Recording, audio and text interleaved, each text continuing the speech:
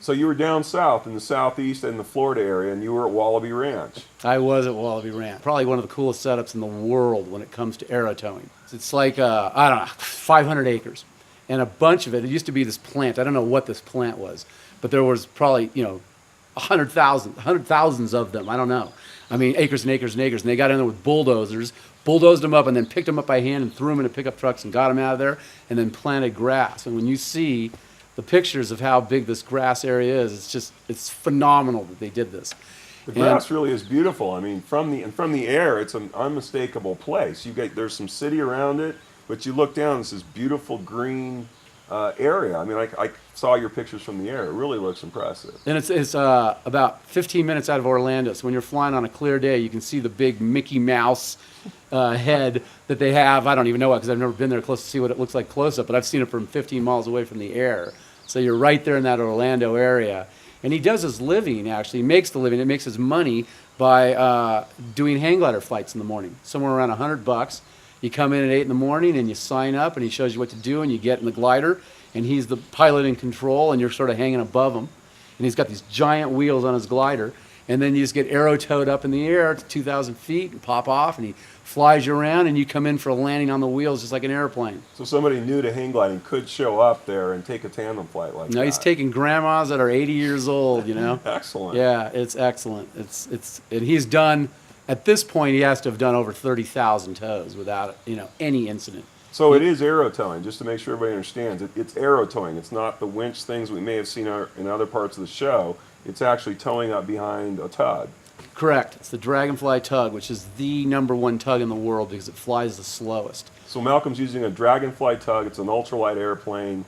What Right. happens? What And happens? then, I mean, how does it you work? have right. So you have this whole control system. Done up where you got all these lines going off your harness and your glider, coming to a point in front of you, and then this tug comes by, and then they just hook that up. But you're sitting on a cart, aren't you? You're on this cart. A So it's a wheeled three-wheeled cart that has your glider in the perfect attitude, so that which means just how nose up and nose down are you. So how does the launch sequence work? I mean, you're sitting there on the cart. He does that with his arm or some kind of move like that with his arm. The tug guy sees it, off you go, and within it's the smoothest, easiest launch in the world. It's great. Do you follow the tug even with him or at high tow or low tow? You are supposed to be following the tug. I forgot exactly what it is. I think you're putting the tug's pilot's head on the horizon. Okay, so you're just above the You're wave. just above.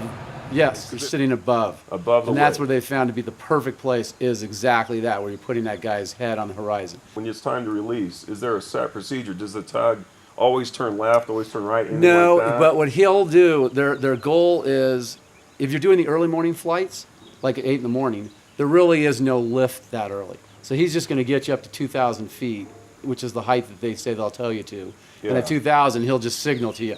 He'll just wave his arm. When he waves his arm, that means get off tow.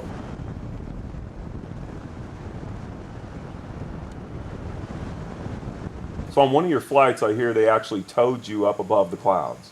Which is really cool because when you're flying normally with thermals, the thermal kind of stops at the cloud or you can go in the cloud. This was 8 in the morning. The lift was really, really light where, I didn't even feel any lift, but there are clouds up there. So the guy, got me off and now I'm above the cloud. Well, how often does that ever happen? Almost never in my, 30 years of flying.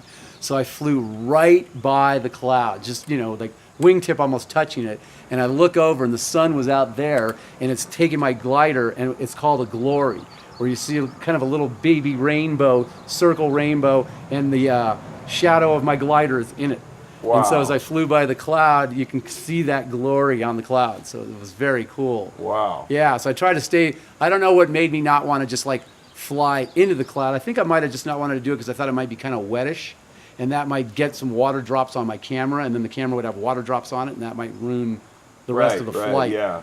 So I don't know. I think that was my thinking of not going into the cloud because it wasn't like it's dangerous. You could see right through it. So that was just a real special Excellent. couple of moments.